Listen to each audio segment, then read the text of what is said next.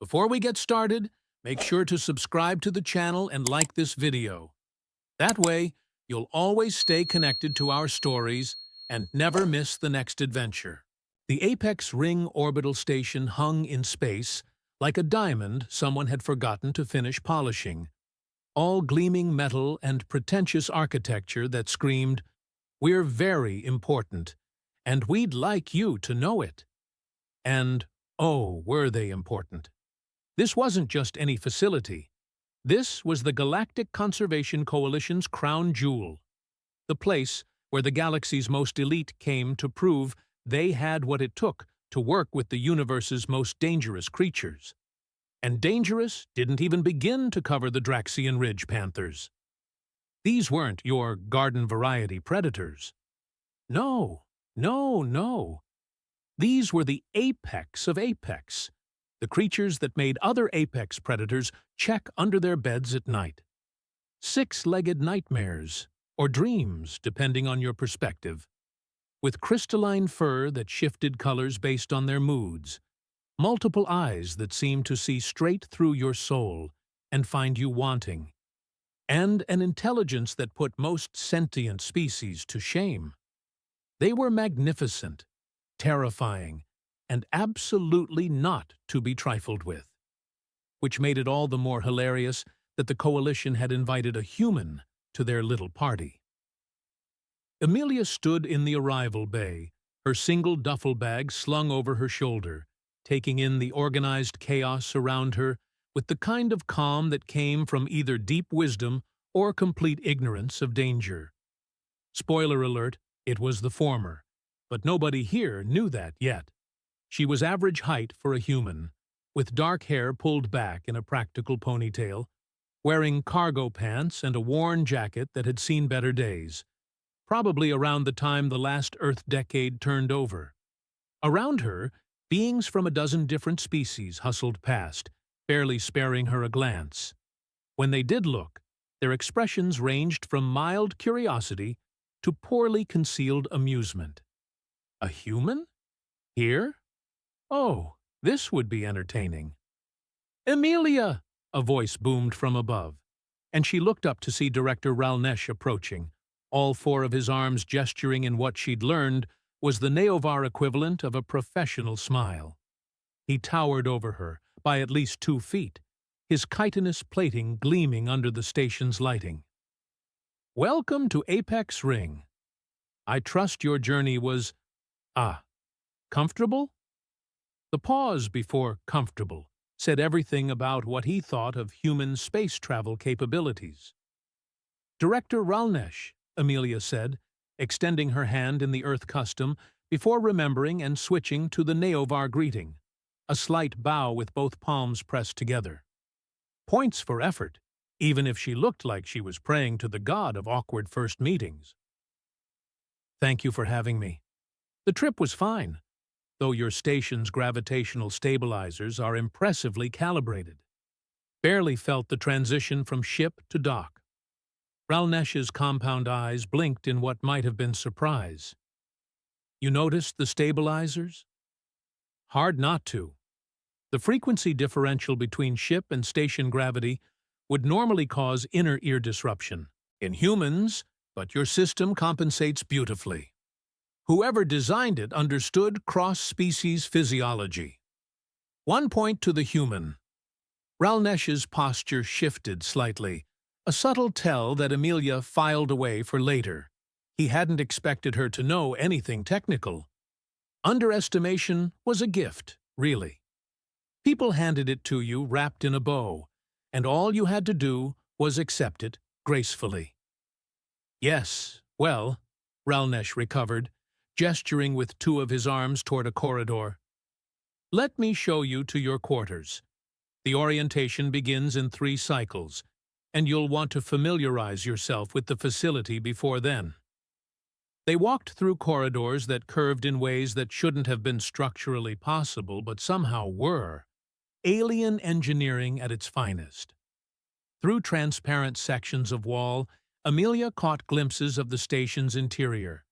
Training arenas, medical facilities, and, in the distance, the massive biodome that housed the panthers.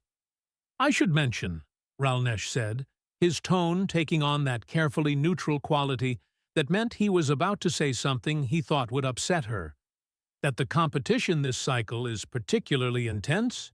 We have trainers from 12 species, all at the top of their respective fields. The Dranoth Imperium sent Tarnex, who has bonded with creatures that would make your Earth tigers look like house cats. The Pelian Collective sent 3 trainers who work as a hive mind. Quite the advantage when dealing with pack dynamics." "Sounds exciting," Amelia said, and meant it. Ralnesh's lower left arm twitched. He'd expected worry, maybe intimidation. Instead, she looked genuinely interested, like he'd just told her about a fascinating documentary she couldn't wait to watch. They passed through a security checkpoint where a floating, tentacled being scanned them with sensors that hummed at frequencies Amelia could feel in her teeth. The being pulsed a greeting in bioluminescent patterns across its semi-transparent body. Coordinator Paksuno, Ralnesh introduced, oversees all operational logistics. "Paksuno, this is our human participant, Amelia." Paksuno's tentacles rippled in a wave pattern that Amelia's translator earpiece rendered as, "Welcome, soft skin. Try not to get eaten." The blunt warmth in the statement made Amelia grin. "I'll do my best," she replied, "though I make no promises about the getting eaten part. Sometimes that's just how it goes with predators." Paksuno's entire body flashed a bright amber, apparently the equivalent of surprised laughter. "Oh, I like this one. She understands mortality. So rare among trainers these days." Ralnesh looked between them with the expression of someone who had just realized he might have miscalculated something. Good. Amelia liked keeping people slightly off balance. It made conversations more interesting. Her quarters turned out to be modest but functional, with a sleeping platform that adjusted to human proportions and a workspace equipped with data terminals. Through the window, she could see the curve of the biodome in the distance, and if she squinted, shapes moving inside. Large shapes that flowed like liquid shadow and light. "The orientation session begins in the main assembly hall," Ralnesh said from the doorway. "I recommend you review the safety protocols. The cubs may be juveniles, but they are still quite capable of significant harm." "Understood," Amelia said, already moving toward her duffel bag. "I'll be there." When the door slid shut behind him, she allowed herself a moment to lean against the wall and exhale slowly. This was it. The opportunity she'd been working toward for the past 8 Earth rotations. A chance to work with creatures that existed nowhere in Earth's biological database. To prove that the principles she'd spent her life studying applied across species barriers. Also, a chance to thoroughly enjoy the look on everyone's faces when they realized humans weren't as useless as the galaxy seemed to think. She unpacked quickly, efficient movements born from cycles of travel and temporary postings. At the bottom of her bag, wrapped in a worn cloth, was a small wooden carving of a wolf her mentor back on Earth had given her. "Remember," old Patricia had said, pressing it into her palm, "predators aren't problems to solve. They're conversations to have. And the first rule of any good conversation is to listen." Amelia set the carving on the workspace where she could see it, then pulled up the facility schematics on the terminal. Time to do what she did best: observe, analyze, and prepare. The orientation hall 3 cycles later was exactly what Amelia expected. Organized chaos with a side of posturing. The trainers from other species had clustered into groups, some comparing notes, others sizing up the competition with the kind of intensity usually reserved for blood sports, which, given the nature of some of the species present, might not be far off. Tarnex stood at the center of one cluster, and even among aliens, he was impressive. The Dranoth were warrior poets, though heavy on the warrior part. He stood easily 8 feet tall, covered in scales that shimmered between deep blue and black, with 3 eyes arranged in a triangle on his face and arms that ended in clawed hands capable of crushing steel. When he spoke, his voice resonated in harmonics that made the translator struggle. The key to bonding with apex predators, he was saying to a rapt audience, is establishing dominance early. Show them you are the greater threat, and they will respect you. Anything less is weakness. Several trainers nodded sagely, taking notes on their data pads. Amelia, standing at the back of the hall with her arms crossed, tilted her head slightly. Interesting approach. Wrong, but interesting. A chittering sound drew her attention to another group, where 3 Pelian trainers, they really did move as one unit, finishing each other's sentences in a way that was equal parts, fascinating and unsettling, were demonstrating some kind of synchronized gesture routine. Pattern recognition, the leftmost one said. Establishes neural pathways, continued the middle one. Creates predictable interaction frameworks, finished the right one. Also interesting. Also wrong, but at least their wrongness was creative. Dr. Brentock, the facility's chief veterinarian, entered from a side door. If someone had taken a praying mantis, scaled it up to human size, given it 6 limbs and an air of perpetual disappointment with the universe, you'd have a decent approximation of Dr. Brentock. His compound eyes swept the room with clinical precision. "Attention," he clicked, his mandibles translating through speakers embedded in the walls. "For those of you new to this facility, I am Dr. Brentock. I oversee the medical care and biological monitoring of all creatures in our care, including the Draxian Ridge Panthers you are here to work with." He activated a holographic display that filled the center of the hall. 6 juvenile panthers materialized in 3-dimensional detail, rotating slowly so everyone could see them from all angles. Even as holograms, they were breathtaking. Draxian Ridge Panthers, Brentock continued, are apex predators from the Draxian home system's primary moon. They possess 6 limbs for locomotion, crystalline fur that changes color based on emotional and thermal states, and a distributed nervous system that gives them reflexes faster than most species' conscious thought processes. Their intelligence quotient places them in the upper percentile of non-sentient life forms, with some researchers arguing they may possess protosentience. The holograms shifted, zooming in on various features. The multiple eyes, each capable of independent focus. The retractable claws that could cut through reinforced alloys. The musculature that allowed them to move with explosive speed or absolute silence, depending on need. "These 6 cubs are approximately 2 of your Earth rotations old," Brentock said, which made Amelia's eyebrows rise. 2 rotations, and already the size of tigers? What were they like fully grown? "They were born here on the station as part of our conservation breeding program. Their species is endangered due to habitat loss, and successfully bonding with and training these cubs is essential to the program's continuation." He paused, letting that sink in.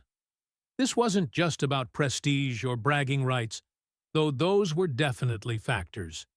This was about species survival. "The selection ceremony will take place in 5 cycles," Brentock continued. "Each of you will enter the arena individually and present yourselves to the cubs. They will choose their trainers based on criteria we still do not fully understand.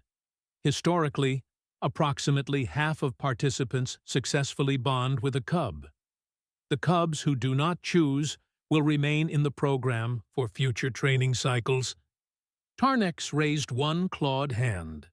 "What is the protocol if a cub becomes aggressive during the selection?" "Emergency extraction via stun field and temporary sedation," Brentok replied. Though I should note, this has never been necessary. The cubs are remarkably perceptive about which trainers pose actual threats versus those engaging in display behavior. Something about the way he said that last part, with just a hint of clicking that might have been humor, made Amelia smile. "Any questions?" Brentok asked, his eyes scanning the room.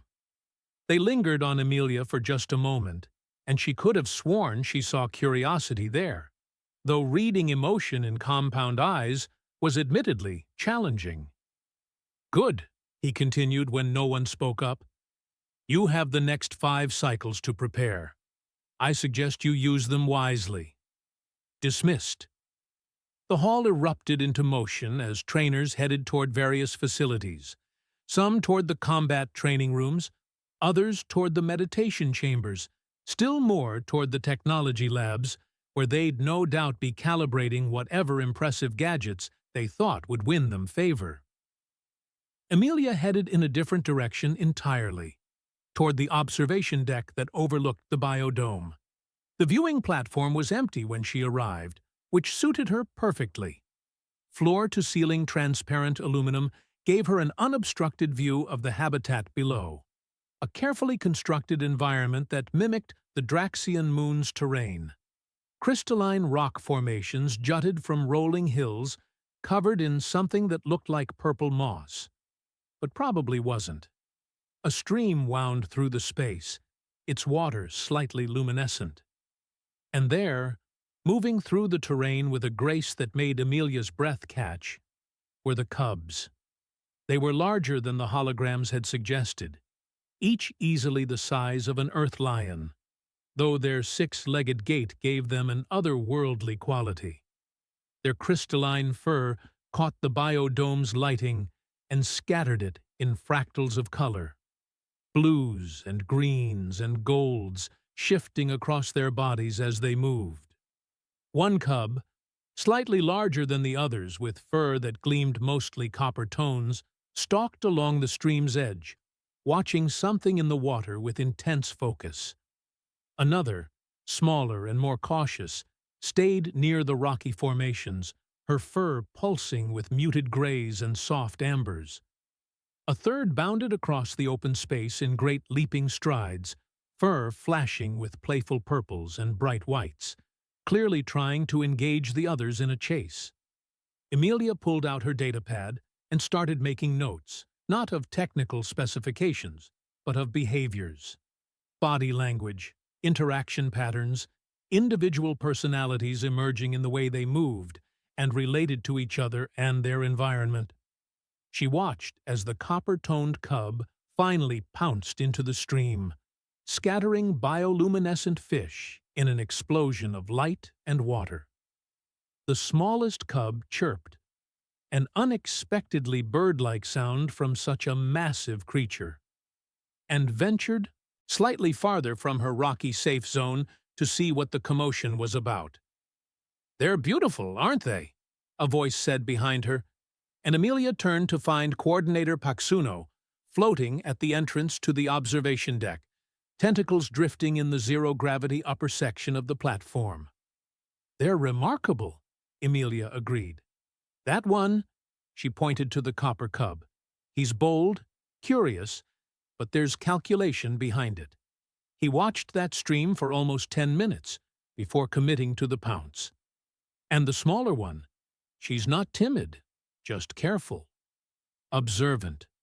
She's been watching the others as much as I've been watching them." Paxuno drifted closer, several tentacles gesturing toward the biodome. "You see them differently than the others do." "How so?"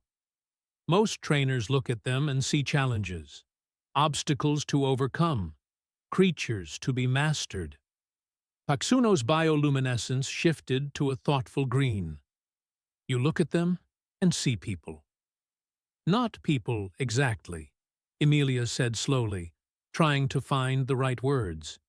"But individuals, yes, personalities. They're not just a species or a training exercise. They're 6 distinct beings who happen to be the same type of creature, each dealing with the world in their own way.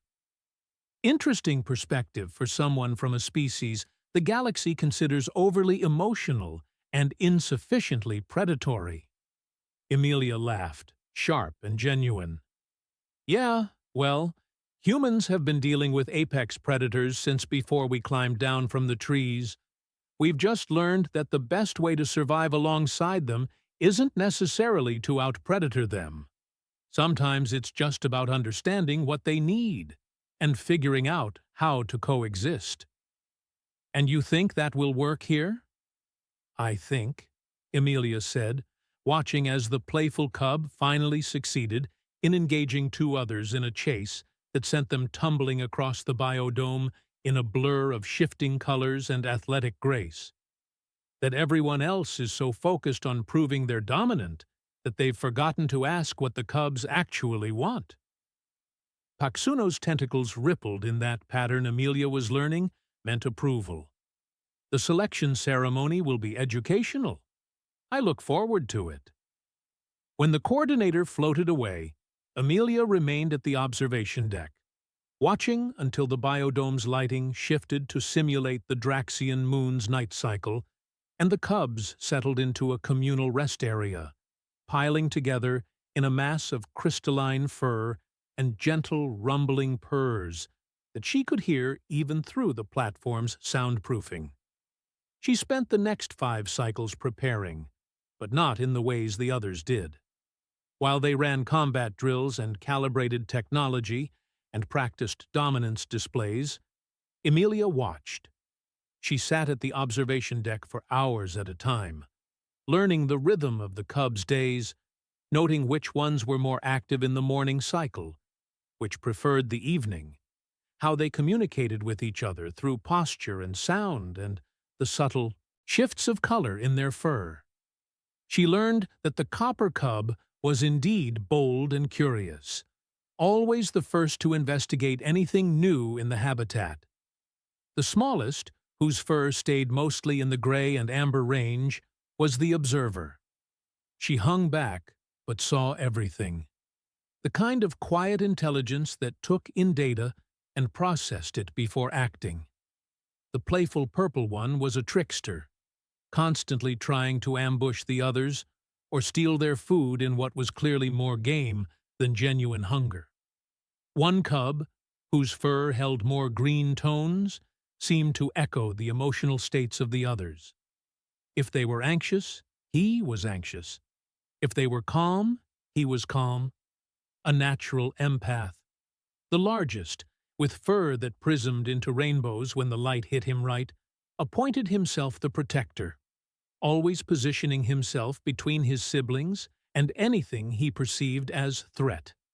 And the sixth, the quietest, moved like a whisper, barely disturbing the environment around her, her fur staying in soft whites and pale blues. By the time the selection ceremony arrived, Amelia knew these cubs. Not their specifications or their threat assessment profiles, but them, their personalities, their preferences, their individual ways of being in the world. And she was ready. The selection ceremony arena was designed to impress, and boy, did it deliver. A circular space roughly the size of 3 Earth football fields, with seating that rose in tiers around the perimeter. Beings from across the coalition had gathered to watch. This was entertainment, education, and prestige, all rolled into one glittering package. Holographic displays floated above the arena, ready to capture every moment for broadcast across coalition space. The atmosphere buzzed with anticipation, that electric quality that came right before something either amazing or catastrophic happened. Smart money said both. Director Ralnesh stood at the center of the arena, all 4 arms spread wide in welcome. Esteemed guests, trainers, and observers, today we witness the continuation of a tradition spanning generations. 6 Draxian Ridge Panther cubs will choose their bonded trainers from among the galaxy's finest. The crowd erupted in cheers, clicks, whistles, and sounds that human ears weren't designed to process. Amelia sat in the trainer's section, hands folded calmly in her lap, while around her the competition practically vibrated with nervous energy and barely contained eagerness. "Our first trainer," Ralnesh announced, "representing the Pelion Collective, the trio of Nessa, Ben, and Toss." The three Pelions entered in perfect synchronization, moving as one organism across the arena floor. They'd brought equipment. Oh, had they brought equipment? Holographic projectors hummed to life, creating elaborate patterns of light and sound. Mathematical sequences designed to appeal to the Cubs' pattern recognition capabilities. It was impressive, technically brilliant, and absolutely overwhelming. The gates on the far side opened and the Cubs entered. They took maybe 3 steps into the arena before stopping, 6 sets of multiple eyes fixed on the sensory assault happening before them. The copper one's fur shifted to cautious oranges and yellows. The smallest pulled back slightly, her colors dimming to defensive grays. Even the playful one stopped mid-bound, tilting his head at an angle that screamed confusion. The Pelions continued their routine, undeterred, gesturing in increasingly complex patterns. The Cubs watched for another moment. Then, and here was the kicker, they simply walked around the display, giving it a wide berth like one might avoid a particularly annoying street performer. No aggression, no fear, just complete and utter disinterest. The Pelions' synchronized movements faltered. You could practically hear the record scratch as their perfect unity crumbled into individual confusion. The holographics sputtered and died, and they exited the arena to polite but distinctly underwhelmed applause. "Well," Ralnesh said, recovering admirably, "the Cubs are certainly discerning today." Next, representing the Dranoth Imperium, Tarnex. Now this was going to be interesting. Tarnex strode into the arena like he owned it, which, to be fair, was very on-brand for the Dranoth. He was covered in ceremonial armor that caught the light and threw it back in aggressive flashes. His 3 eyes locked onto the Cubs with predatory intensity. When he reached the center, he roared, a deep, harmonic sound that resonated through the arena floor and made several smaller species in the audience flinch. The Cubs' reaction was immediate. The largest, the Protector, stepped forward, his fur flashing through warning reds and aggressive golds. His body lowered into a stance that was unmistakably defensive. Behind him, the other Cubs clustered together, colors shifting to match their Protector's alarm. Tarnex roared again, louder, adding a chest-beating display that would have been impressive if it wasn't so completely miscalculated. The Protector Cub's fur went solid crimson. He took another step forward, and the sound that came from his throat wasn't quite a growl. It was something deeper, more primal, a warning that transcended species barriers and spoke directly to the hindbrain's survival instincts. Even Tarnex, to his credit, recognized it. He held his ground, but didn't advance further. For a long moment, trainer and cub locked eyes in a contest of wills. Then the smallest cub, the quiet observer, made a sound. Soft, almost questioning.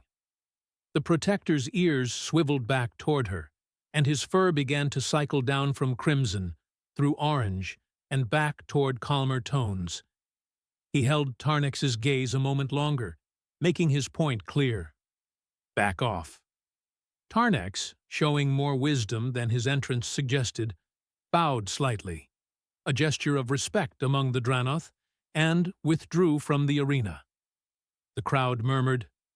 That had been close to something dangerous, and everyone knew it. The ceremony continued, and if there was a theme emerging, it was this. The Cubs were not impressed. Trainer after trainer entered with their elaborate strategies. One brought sonic modulators that supposedly replicated the frequency of Draxian mother calls. The cubs looked vaguely insulted. Another tried the feeding approach, tossing premium cuts of protein-rich meat into the arena like treats for performing animals. The playful cub ate one piece, then ignored the rest, more interested in batting the discarded sonic modulator around like a toy. One particularly brave, or foolish, the line was blurry, trainer from a species that resembled Earth's octopi decided to try camouflage, blending into the arena floor and waiting for the cubs to come investigate. The empathic cub walked right up to where the trainer was hidden, stared directly at the spot, and urinated on it. The crowd's reaction was a mix of horror and barely suppressed laughter. The trainer squelched out of the arena, dignity in tatters, color-changing skin flickering through shades that probably translated to profound embarrassment. By the time 9 trainers had made their attempts, exactly 3 had managed to earn even marginal interest from the cubs. A methodical reptilian trainer had gotten the observer cub to approach and sniff her hand before wandering off. A floating gas entity had somehow resonated with the whisper-quiet cub, earning what might have been approval in the form of briefly synchronized color patterns. And a sturdy, rock-like being had simply stood still for so long that the protector cub apparently decided he wasn't a threat, and sat down near him, not bonding, but tolerating his presence. 3 partial successes out of 9 attempts. The odds weren't looking great for the remaining trainers. "And now," Director Ralnesh announced, his tone carrying just the faintest edge of resignation, "representing Earth, Amelia." The audience's reaction was telling. Some polite applause, sure, but mostly curiosity mixed with skepticism, and, if we're being honest, a healthy dose of, let's see how badly this goes. The human, the soft species with no natural weapons, no impressive size, no advanced biological adaptations. This should be entertaining, in the way watching someone attempt something clearly beyond their capabilities usually was. Amelia stood, rolled her shoulders once to release tension, and walked into the arena. She carried nothing. No equipment, no food, no technological marvels. Just herself in her worn cargo pants and practical jacket, looking profoundly ordinary among the spectacle that had preceded her. She reached the center of the arena, and here's where it got interesting. She didn't posture, didn't call out, didn't do anything to draw attention to herself. Instead, she simply folded herself down to sit cross-legged on the arena floor, hands resting loosely on her knees, and waited. The crowd went silent. This was unexpected. Was she meditating? Frozen with fear? Having some kind of breakdown? The confusion was palpable. The cubs, who had retreated to the far side of the arena after the last trainer's exit, watched her with those 2 intelligent eyes. Their fur cycled through questioning colors, blues and purples and uncertain greens. Amelia remained still. Her breathing was slow, even. Her posture relaxed, but not slumped. She looked for all the world like someone settling in for a pleasant afternoon rest, not someone in an arena with 6 apex predators the size of small vehicles.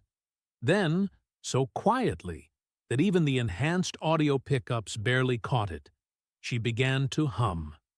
It wasn't a song exactly, more like a melody without words, something old and gentle and utterly human. A lullaby her own mentor had hummed while working with injured wolves, the kind of sound that said, "I'm here, I'm calm, you're safe, there's no rush." The copper cub's ears swiveled forward. He took a step closer, then another, his fur shifting to curious golds and interested oranges. The playful one bounced forward a few steps, then stopped, tilting his head as if trying to figure out what this strange, small creature was doing. Amelia kept humming, kept breathing, kept being fundamentally non-threatening in a way that seemed almost radical after the displays that had preceded her. The observer cub was next, moving with her characteristic caution, approaching from an angle that let her keep the entire arena in view. She stopped about 10 feet from Amelia, sat down, and watched. Just watched, with those crystalline eyes that missed nothing. That's when the empathic cub seemed to pick up on something. His fur began to shift, matching the calm blues and gentle greens that had started to appear in the others. He moved forward, not in a rush, but with growing certainty, until he was close enough to extend his neck and sniff at Amelia's hair. She didn't flinch, didn't reach out to pet him or try to establish contact. She just continued humming, letting him investigate at his own pace. His whiskers tickled her cheek. His breath was warm and smelled faintly of the crystalline fish from the biodome stream. This close, she could see the individual facets in his fur, each one catching light like a prism. He huffed softly. Approval, she thought. And then, in a move that sent shocked murmurs through the crowd, he settled down beside her, his massive body curling partially around her smaller form. The copper cub, not to be outdone in boldness, padded forward next. He approached from the front, making eye contact, and Amelia had the distinct impression she was being evaluated. She met his gaze calmly, not challenging, not submissive, just present. Whatever he saw there must have satisfied him, because he moved closer, sniffed her extended hand, and then flopped down on her other side with all the grace of a teenager deciding the floor was an acceptable sitting location. The whisper-quiet cub drifted, forward like smoke, barely disturbing the air as she moved. She approached from behind, where Amelia couldn't see her, which was probably a test. Amelia didn't turn to look, didn't tense up, just maintained that same calm presence. The cub settled behind her, close enough that Amelia could feel the warmth radiating from crystalline fur. Now the playful trickster was practically dancing with excitement, bouncing on his front legs before bounding over and inserting himself into the pile with zero regard for personal space. His elbow, or whatever the six-legged equivalent was, ended up in Amelia's ribs, but she just adjusted slightly and kept humming. The protector watched this all unfold with what could only be described as deep suspicion. His fur cycled through cautious yellows and uncertain oranges. He'd positioned himself as the last line of defense, as always. But now his siblings were piled around this strange creature, and none of them seemed distressed.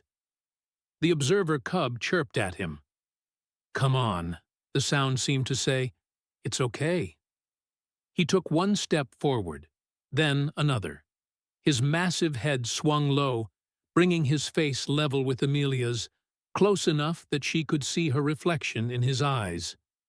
They regarded each other for a long moment, and Amelia had the sense of being thoroughly assessed, weighed, and measured against some standard she couldn't quite define.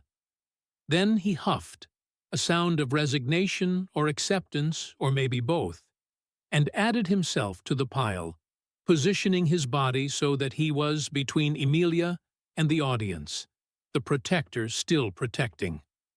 Last came the observer cub, who had been sitting apart, watching the entire process with her characteristic patience.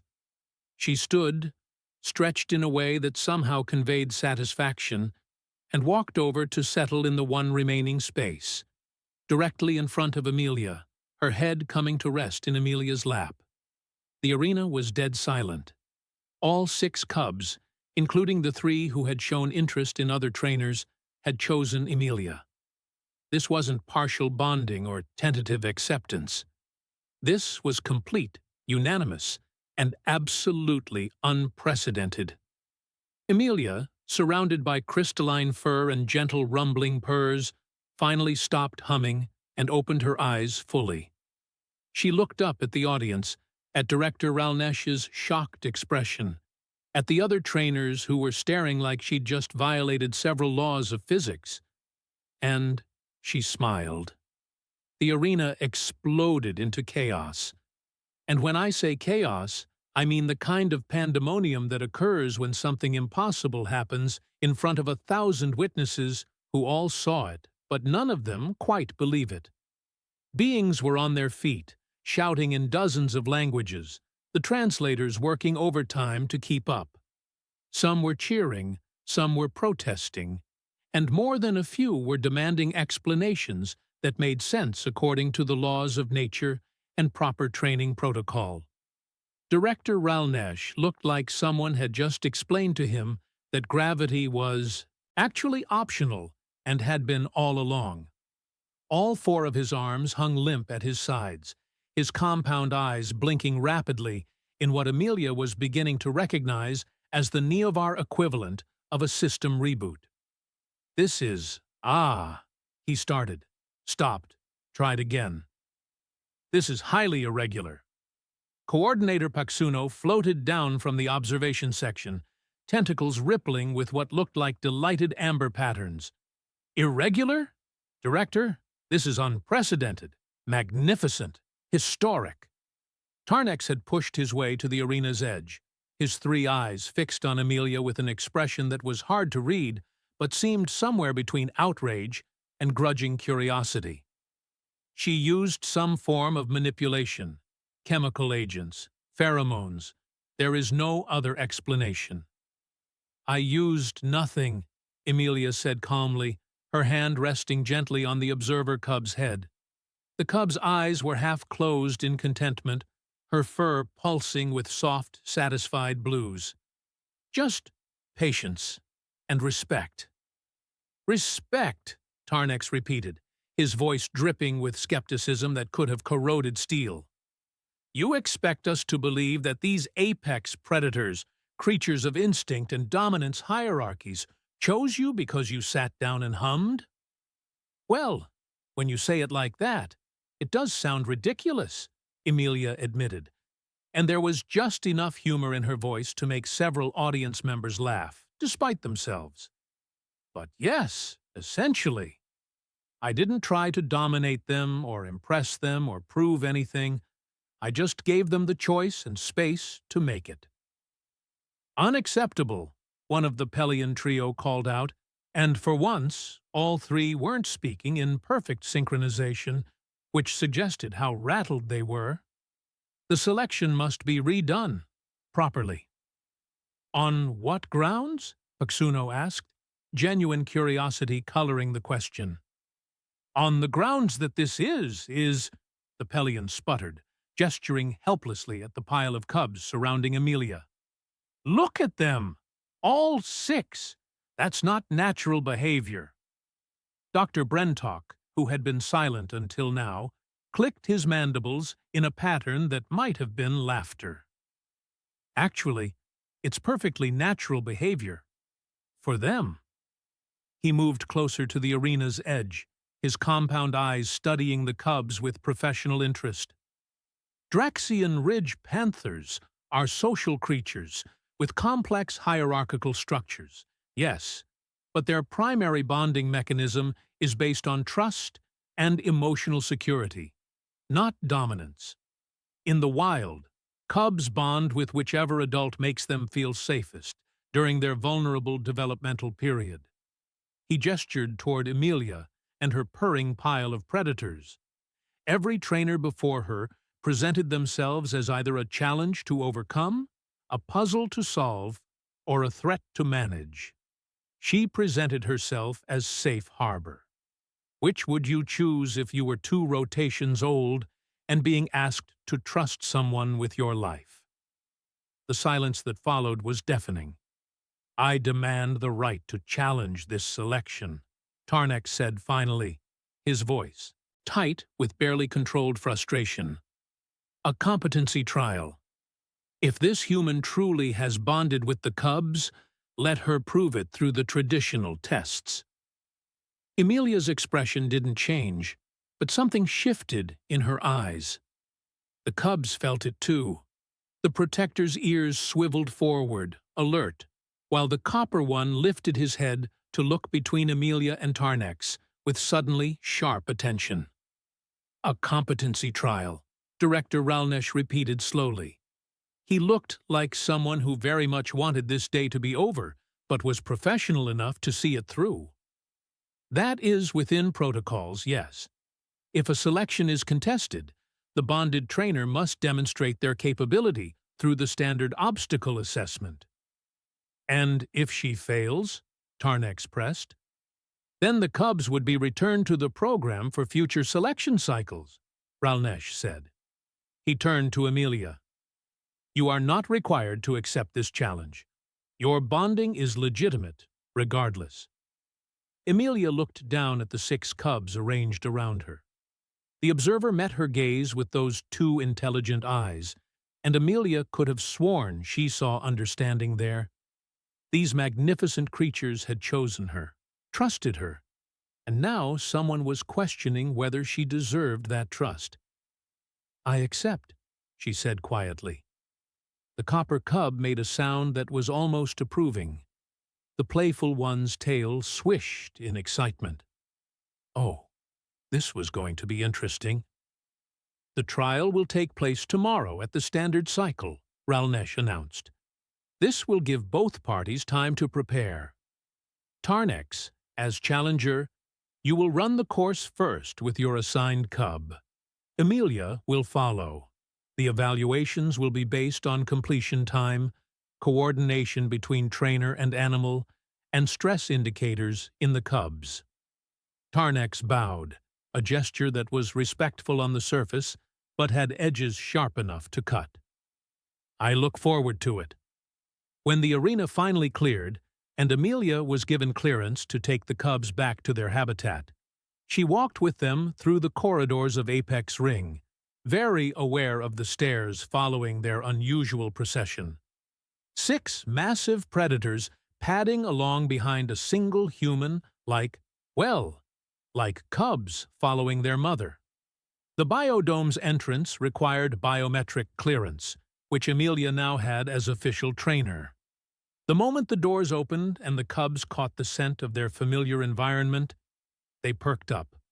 The playful one bounded ahead, immediately trying to ambush the copper one, who dodged with practiced ease and retaliated by tackling his sibling into a wrestling match that sent them rolling across the purple moss. Amelia found a spot near the crystalline rock formations and sat down, her back against the cool stone. The observer cub settled beside her immediately, while the whisper-quiet one draped herself across Amelia's legs like a 200-pound house cat. The protector positioned himself nearby, ever vigilant, while the empathic one simply mirrored Amelia's calm contentment. "So," Amelia said softly, scratching behind the observer's ears and earning a rumbling purr that vibrated through the stone. "We've got a competency trial tomorrow. No pressure or anything. But we're going to need to work together. Show them that this bond is real." The copper cub abandoned his wrestling match and padded over, still breathing hard from the exertion. He flopped down directly in front of Amelia and stared at her with unblinking focus. "You're the leader, aren't you?" Amelia said, studying him. "Not the biggest, not the oldest, but definitely the one making decisions. Bold, curious, but smart about it. You watched that stream for ages before you committed to the pounce." She reached out slowly, letting him see her hand coming, and rested it on his head. His fur was warm, each crystalline strand catching the biodome's light. "I need you to trust me tomorrow. All of you. Can you do that?" The copper cub huffed, a sound that seemed affirmative. The others had gone still, watching, listening. Even the playful trickster had stopped bouncing around to pay attention. "Here's the thing about humans," Amelia continued, her voice taking on that gentle storytelling quality that came naturally when she worked with animals. "We're not the biggest, or the strongest, or the fastest. We don't have claws or armor or impressive displays. But we're really, really good at understanding others, at reading body language and emotion and intention. It's how we survived on a planet full of things that wanted to eat us." The empathic cub's fur shifted to attentive greens and golds, picking up on her sincerity. "I see you," Amelia said simply. "All of you. Not as projects or challenges or things to be controlled. I see who you are as individuals. And tomorrow, I need you to help me show everyone else what I see." The cubs seemed to consider this. Then the observer cub, still resting against Amelia's side, made a soft, chirping sound. One by one, the others responded in kind, a chorus of agreement that resonated through the biodome. Amelia smiled and continued scratching ears, rubbing the spot between the protector's eyes that made his back leg twitch, finding the place on the whisper cub's neck that made her lean into the touch with blissful abandon. They stayed like that until the biodome lighting shifted to evening cycle, and even then Amelia remained, watching the cubs settle into their communal sleeping area, a pile of crystalline fur and gentle breathing. She finally left when they were all asleep, slipping out quietly and making her way back to her quarters. She had research to do, plans to make. The competency trial would be challenging, but she'd faced worse. Territorial wolves, injured bears, frightened big cats who'd been traumatized by captivity. The key was always the same: clear communication, mutual respect, and trust. The next day dawned, if you could call the station's artificial lighting cycle dawn, with an energy that crackled through Apex Ring's corridors. Word had spread. The competency trial was the talk of every deck, every common area, every gathering space. The human who'd somehow bonded with all 6 cubs was about to prove whether it was legitimate or just spectacular luck. The trial arena was different from the selection space. This was pure function over form, a massive obstacle course that stretched across multiple levels. Zero-gravity sections, narrow passages that required precise coordination, balance beams that would challenge even species with natural agility, and at the end, a trust exercise that had broken more than one partnership. The stands were packed even more than the day before. This was drama, conflict, validation, or humiliation, all wrapped up in one event. Entertainment didn't get better than this. Tarnex entered first, accompanied by the reptilian trainer's cub, the one who had shown marginal interest the day before. To the Dranoth's credit, he'd clearly worked with the cub overnight. They moved together with practiced coordination, Tarnex giving commands in his harmonic voice, while the cub responded with reasonable accuracy. They tackled the zero-gravity section first. Tarnex used magnetic boots, while the cub relied on her natural ability to orient in 3 dimensions. They were competent, professional, hitting each checkpoint with military precision. The narrow passages required more coaxing, the cub's size making some turns awkward, but they persevered. The balance beams were trickier. The cub's 6 legs gave her stability, but Tarnex's bulk made his own crossing precarious. Time: 18 minutes, 23 seconds. Respectable by any measure. The final trust exercise was simple in concept, brutal in execution. Trainer and animal separated by a transparent barrier with a maze between them. The trainer had to guide their animal through the maze using only voice and gesture.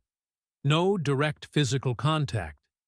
It required the animal to trust the trainer's directions even when they couldn't see the path ahead. Tarnex and his cub struggled here. The commands were clear but impersonal, and twice the cub second-guessed his directions, choosing her own path before correcting. They completed it, but the hesitation was visible. The cub's stress indicators showed elevated levels throughout. Total time, 22 minutes, 8 seconds. The crowd applauded politely. Then it was Amelia's turn. She entered the course with all 6 cubs following her, and the crowd's murmur turned to outright exclamation. 6? She was running the course with all 6? Is that permitted? Someone called out. Dr. Brentock consulted his data pad. There's no rule against it. The protocol states bonded animal or animals. Amelia stood at the starting line, the cubs arranged around her in a loose semicircle.